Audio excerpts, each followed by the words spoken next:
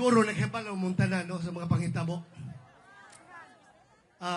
Human nilang gibiyahe si Pangulong Duterte dito sa Dahig. Kung diin,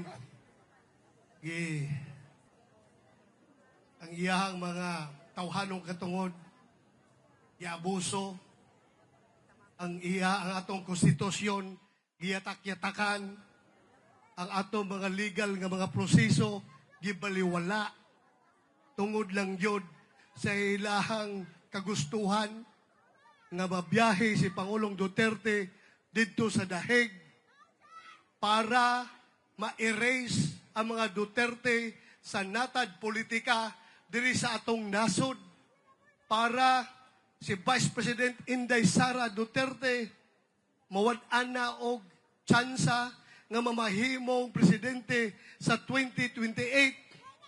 Gihimo nila kining tanan. O gakebalo mo, pagkahuman nga gibiyahe si Pangulong Duterte, ang sunod lang buhaton, palagputon si Vice President Inday Sara sa iyang pwesto, isip Vice Presidente. Musugot mo na! Sobra na kayong daog-daog na, di ba? Ilita musugot. Sobra na kayo na. Busa ako. Na ako diri karon. Muhangyo kaninyo kinasing-kasing. Muhangyo kinasing-kasing ni. Pinarong ni nga hangyo. Nga unta. Atong suportahan. Suportahan nato ang Duterte. Kabalo naman mo sa mga membro sa Duterte, no? Ako isa-isahon. Attorney Jimmy Bundok. Senator Bongo. Attorney J.B. Hinlo. Attorney Raul Lambino. Congressman Dante Rodante Marcoleta. Dr.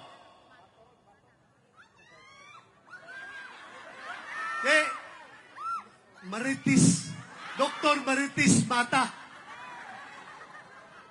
Pastor Apollo Kibuloy! O kini, maayo kayo ni siyang abogado. Sayang, ako masayangan ko kung dili ni siya makalusot. Gamit kayo ni dili lang sa Senado, kundi gamit kayo ni nato tanang Pilipino. Ang akong bot ipasabot welain, kaning tarong kaayo, kining abogado nga, suko kayo ni siya sa binuang sa gobyerno. Welain, kung dili si Atty. Vic Rodriguez. Si Atty. Vic diha. Paano dito? Atong tabangan. Sunod, si Philip Salvador. Ngayon sila, artista na, pero ang iyang kasing-kasing, dako kayang kasing-kasing para sa atong mga pobre. O sa di na ito kalimtan.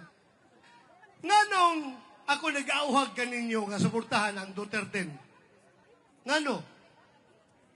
Tungod kay nagaingon ang atong konstitusyon. It takes 2/3 vote of the Senate to convict an impeached official. Ang impeached official, si Vice President Inday Sara. 2/3 vote.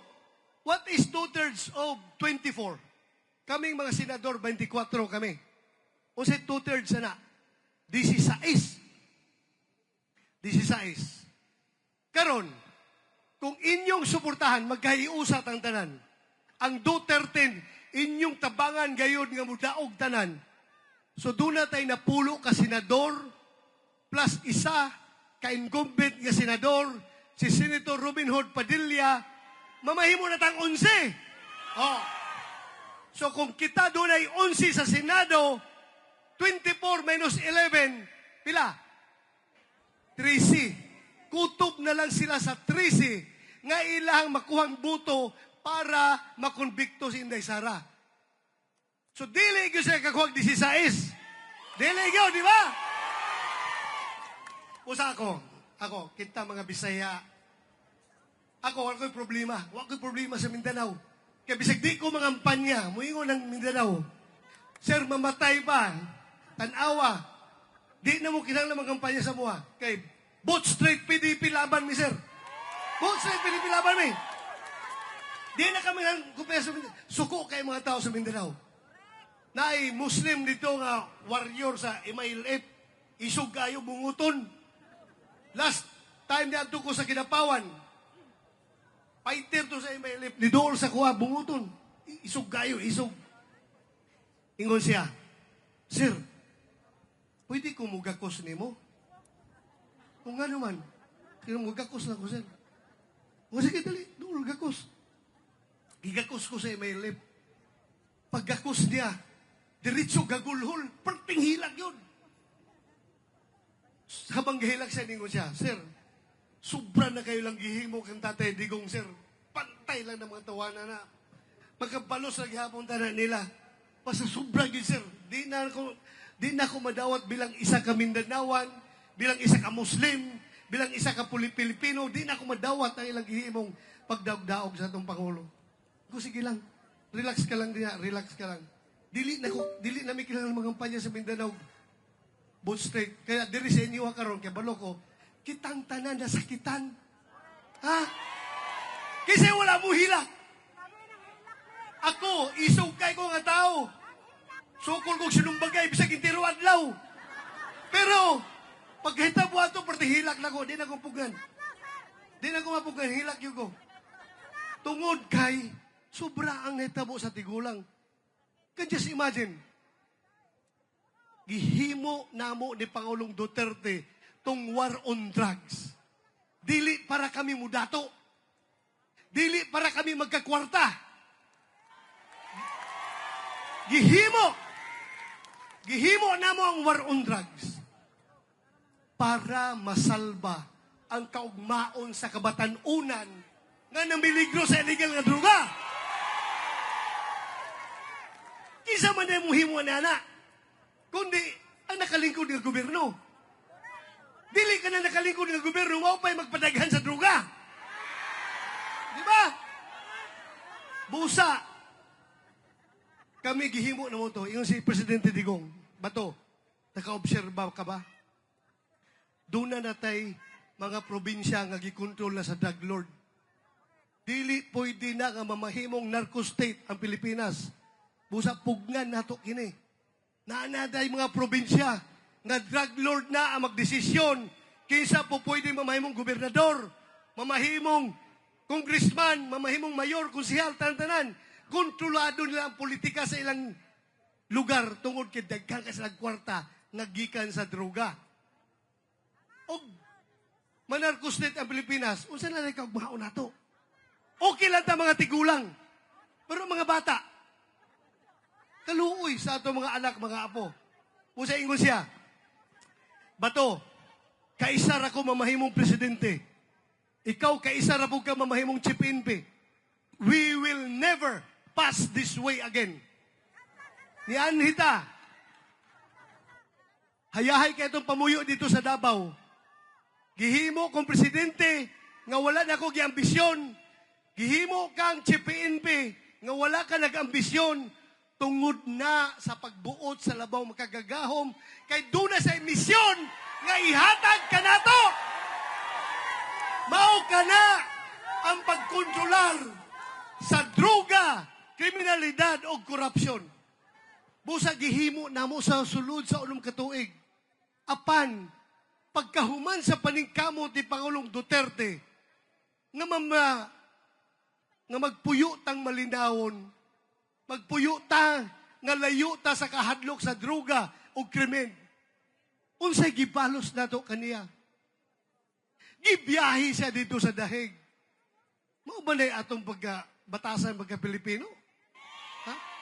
Is that the way that we thank the old man for everything that he has done to this country? Dili na ito madawat na. Kung doon naman siya sala, dili man perfecto ang tao. Kung doon naman siya sala, nga nung dili mas na mo file og kaso diri sa atong korte. Ha? Nganong dalom ni? Nganong isubo man siya, nganong Kasi tawag ka na, ihungit dito sa mga dayuhan nga ang MTC, RTC diri, sarado ba? Di sugod, sarado ba? Abre! O nga di ba sa upayalong kaso din na?